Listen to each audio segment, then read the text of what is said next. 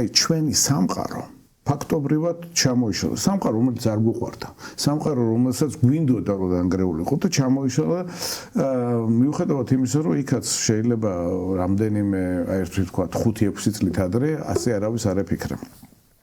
და ანუ რაღაცა გამოცდილება აი ამ დიდი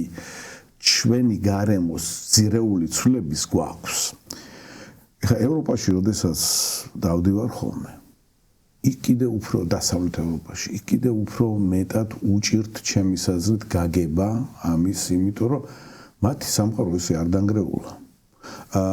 და ვერც კი წარმოუდგენიათ აი რა შეიძლება ამ ყველაფერმა მოიტანოს ისე როგორც ჩვენ არ შეგვიძლია თანაცნაური ის არის რომ ის სამყარო რომელიც აი ახლა იცლება მუშაობდა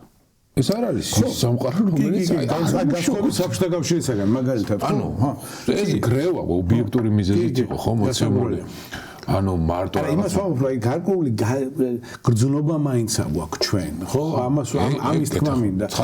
თორე ის სამყარო უნდა დანგრეულიყო თავისთავად ცხადია და დასანგრევი იყო და გვინდოდა და ამისათვის ძალისხმევაც შეიძლება რამდენადაც შეგვიძლია არ დაგვიშურებია ხო ანუ იქ ღირებულებითი კონფლიქტი კი არა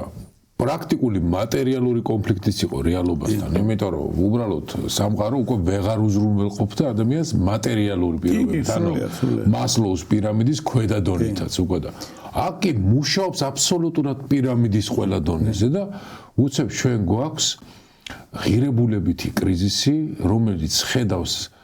თითქოს და გარდაუვალ აუცილებლობას, რომ რაც აქამდე აშენებულა, მიადგეს ვიღაცა ეს მახრასავი და საფუძველშივე დაუწყოს გამოხრა.